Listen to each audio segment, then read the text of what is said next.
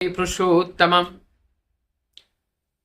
12-13 वर्ष की उम्र जिस ठाकुर अनुकूल चंद्र जी का ये जीवन खेलने का, चलने फिरने दौड़ने का होता है। उनका दीक्षा का जब समय हुआ तब माता मुनमोहिनी उन्होंने आगरा बैस में पत्र लिखे। फिर वहां से उनका निर्देश मिला, सरकार साहब ने निर्देश दिए थे और सरकार साहब के निर्देश से माता मुनमोहिनी के माध्यम से श्री ठाकुर अनुकूल चंद्र जी का दीक्षा हुआ। दीक्षा के बाद उनमें कुछ ऐसा अभूतपूर्व परिवर्तन आया, ऐसा कुछ नहीं। ठाकुर जी कह रहे हैं, मां जो नाम आपने आज सुनाए हैं ये नाम तो मैं पहले से करता हुआ चला आ रहा हूं और ये नाम तो निरंतर मेरे अंदर चलता है। मैं इस नाम को सुनता हूं, ये नाम सुने बिना मैं रह नहीं सकता हूं और ये तो नाम मुझे करना नहीं पड़ता है, ये नाम मुझे पकड़ के रखा है मां। ये नाम तो हम निरंतर करते हैं।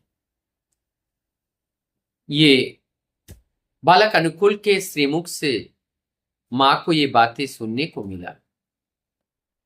मां तो मां है, अपने बालक अनुकूल की ऐसे अनंत बातें मां को ज्ञात है। आज ठाकुर जी के घर में ठाकुर जी के जो दोस्त, जो मित्र हैं वो आए हुए हैं। एक का नाम है अतुल और एक का नाम है दिलीप। अतुल और दिलीप बचपन में साथ साथ खेलते हैं, आसपास में जंगल है। लेकिन अतुल और दिलीप को एक चीज पता था, कई दिन से देख रहे थे, ठाकुर बालक अनुकूल वो कभी कभी बीच में किसी को खड़ा करके चारों ओर से नाचते हैं और नाचते नाचते उनके शरीर का रंग बदल जाता है और कभी कभी वो लोग डर जाते हैं, उनके शरीर से ज्योति निकलती हैं और ऐसे करते करते वो कभी कभी ज्ञान शून्य होकर के गिर जाते हैं। कई दिन चला लेकिन इस बात को घर में नहीं बताए।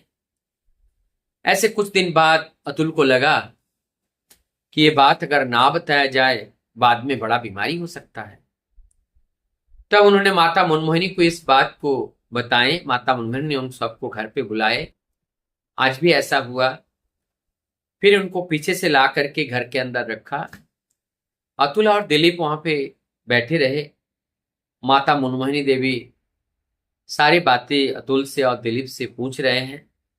अतुल बड़े सरल स्वभाव के हैं, सारी बातें वो बताते जा रहे हैं। पैर से अंगुली को दबाते हुए दिलीप ने इशारा किया कि सारे बात मत बोल, नहीं तो अगर कुछ हो जाए तो हम लोग पकड़े जाएंगे। लेकिन अतुल बड़े सरल स्वभाव के थे, सारी घटना मां को बताएं। फिर मां ने ध्यान से उनकी सारी बात को सुने। सुनने के बाद उन लोगों का जतन किए, खाने पीने का फल, पानी, जल, ये सब चीजें उनको दिया गया और उसके बाद जो अतुल और दिलीप दोनों लोग वो घर की ओर रवाना हुए। अब थोड़ी देर बाद बालक अनुकूल की नानी आती हैं, आकर के वो पंखे डुला रहे हैं। माता मुनमोहिनी देवी हाथ पैर को रगड़ रहे हैं, कहीं मालिश कर रहे हैं, सहला रहे हैं शरीर को, माथे पर हाथ फेर रहे हैं, शरीर पर हाथ फेर रहे हैं। थोड़ी देर बाद होश में आते हैं। फिर होश में आने के बाद इधर उधर ताकते हैं। ताकने के बाद पानी मांगते हैं और पानी पी लेते हैं। ये जो घटना मैं बताया हूं, ये सारी घटना एकदम बालकपन में हुआ करते थे। पद्मा नदी के तट पर कितने बार अचेतन होकर के गिर पड़े। ये सब कहानी क्या है? शुरुआत में पता नहीं चल पाया, समझ ही नहीं पाए ये है क्या चीज।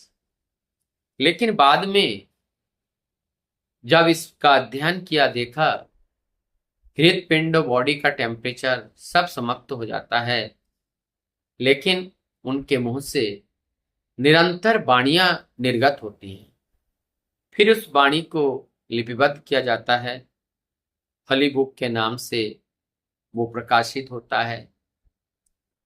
लेकिन ये काफी दिन बाद से, और ये बाद में पता चला, ठाकुर जी को समाधि होता था और वो समाधि बचपन से होता था, लेकिन समझ ना पाने से किसी ने बताया हिस्टेरिया है, किसी ने बताया एपिलेप्सी है।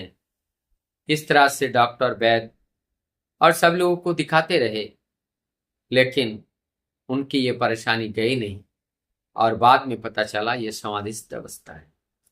इतना कष्ट करके परमदयाल ये समाधिस्थ में जाते थे। ये केवल ठाकुर जी के समय में नहीं, जब रामकृष्ण परमहंस देव जी भी समाधि में जाते थे, भगवान राम, भगवान कृष्ण वो समाधिस्थ होते थे। जो ही योगेश्वर आते हैं और उनका एक समाधिस्थ अवस्था भी आती है। यह समाधिस्थ अवस्था का अर्थ होता है उस परम सत्ता के साथ डायरेक्ट कनेक्ट हो जाना, और वो सत्ता से कनेक्ट होकर के वो सत्य सनातन की जो बात है वो बात को बताते हैं। एक प्रकार से ये वेद का व्याख्यान है, वेद को बताए जाते हैं। यह अपरुषीय है, वेद वही सनातनी सत्ता है, उसका ना जन्म है ना मृत्यु है।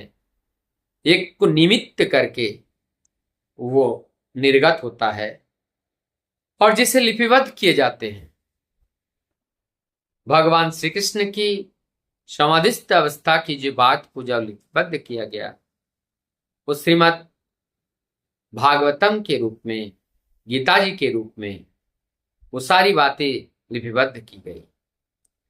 और आज सत्संग जगत में ठाकुर जी के समाधिस्थ की जो बातें हैं, 72 दिन का सारे एक बुक में लिपिबद्ध किया गया, जिस बुक का नाम है हॉली बुक के नाम से भी या भाववाणी के नाम से जाने जाते हैं।